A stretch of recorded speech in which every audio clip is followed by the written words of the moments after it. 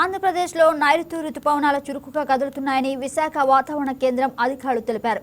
ఇప్పటికే కేరళ, కర్ణాటక, మహారాష్ట్ర, తెలంగాణలోని కొన్ని ప్రాంతాలకు రుతుపవనాలు విస్తరించాయని వివరించారు. ఆంధ్రప్రదేశ్లోని రాయలసీమ, తమిళనాడు, ఈశాన్య రాష్ట్రాల్లోని పలు ప్రాంతాల్లోనూ విస్తరించాయన్నారు. మేరకు వాతావరణంలో స్పష్టమైన మార్పులు కనిపిస్తున్నాయని విశాఖపట్నం వాతావరణ శాఖ అధికారి శ్రీదేవి తెలిపారు. ఇప్పుడు మాన్సూన్ విషయానికి చూడండి, ఈ మ్యాప్ చూసినట్లయితే నిన్నటికి ఈ రోజుకి మాన్సూన్ ప్రోగ్రెషన్ చూసుకునేటట్లయితే మధ్య అరేబియా సముద్రంలో కొంత భాగం కవర్ అయింది. అదేవిధంగా చూడండి, పశ్చిమ మధ్య బంగాళాఖాతము, వాయవ్య బంగాళాఖాతంలో మరికొంత ప్రాంతం విస్తరించింది. ఈశాన్య బంగాళాఖాతం మొత్తం విస్తరించింది. అదేవిధంగా ఈశాన్య రాష్ట్రాలైన నాగాలాండ్, మణిపూర్, మిజోరాం ఈ రాష్ట్రాలు కూడా మొత్తం విస్తరించాయి నైరుతి ఋతుపవనాలు.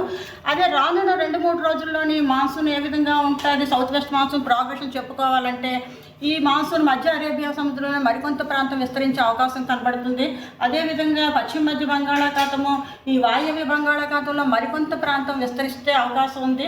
అదేవిధంగా ఈ రాష్ట్రాలు చూసుకున్నట్లయితే మహారాష్ట్ర, ఈ కర్ణాటక, తెలంగాణ, ఆంధ్రప్రదేశ్లో మరికొన్ని ప్రాంతాలు విస్తరించే అవకాశం అయితే కనబడుతుంది. అదేవిధంగా ఈశాన్య రాష్ట్రాల్లో మిగిలిన రాష్ట్రాలు మరికొంత ప్రాంతం కూడా ఈశాన్య రాష్ట్రాల్లో కూడా కొంత ప్రాంతం విస్తరించే అవకాశం కనిపిస్తుంది. అదేవిధంగా వాతావరణ పరిస్థితులు మన ఆంధ్రప్రదేశ్ మీద చూసుకునేటట్టయితే ఇక్కడ కోస్టల్ కర్ణాటక నుండి కోస్టల్ ఆంధ్రప్రదేశ్ వరకు 14 డిగ్రీల నార్త్ అక్షాంశం మీదుగా, నార్త్ లాటిట్యూడ్ మీదుగా ఒక ఈస్ట్ వెస్ట్ ట్రఫ్ ఒకటి సుమారు 14 డిగ్రీస్ నార్త్ లాటిట్యూడ్లో ఒక ఈస్ట్ వెస్ట్ ట్రఫ్ ఒకటి రన్ అవుతుంది. అదేవిధంగా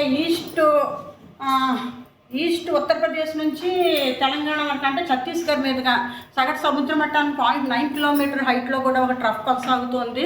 ఈ పరిస్థితులు, వాతావరణ పరిస్థితులు ఈ విధంగా అనుకూలంగా ఉండడం వల్ల, ఈ నైరుతి నుంచి గాలులు వీస్తుండడం వల్ల కూడా దిగువ ట్రోపోస్పియర్లోనే ఈ విధమైన వాతావరణ పరిస్థితులు అనుకూలంగా ఉండడం వల్ల కూడా వాతావరణం, ఈ వర్షపాతం వివరాలు తెలుసుకునేటట్టయితే మన ఆంధ్రప్రదేశ్, ఉత్తర ఆంధ్రప్రదేశ్, దక్షిణ ఆంధ్రప్రదేశ్లోని తేలికపాటి నుంచి ఒక మోస్తారు వర్షాలు ఎక్కడైనా 1-2 చోట్ల అక్కడక్కడ పడే అవకాశం అయితే కనబడుతుంది.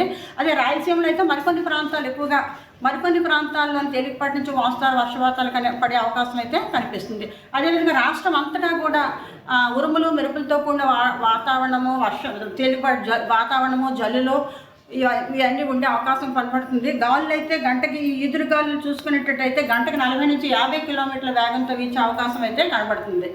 హెవీ రైన్ఫాల్ అంటే ఆల్మోస్ట్ అంటే మీకు చూడండి, ఈ మ్యాప్లోని ఈ జిల్లాలో, ఈ రాయలసీమలోని దిగువ ఏరియాలో కూడా, ఈ ఏరియా అంతా కూడా మాన్సూన్ ఆల్రెడీ నైరుతి ఋతుపవనాలు విస్తరించాయి.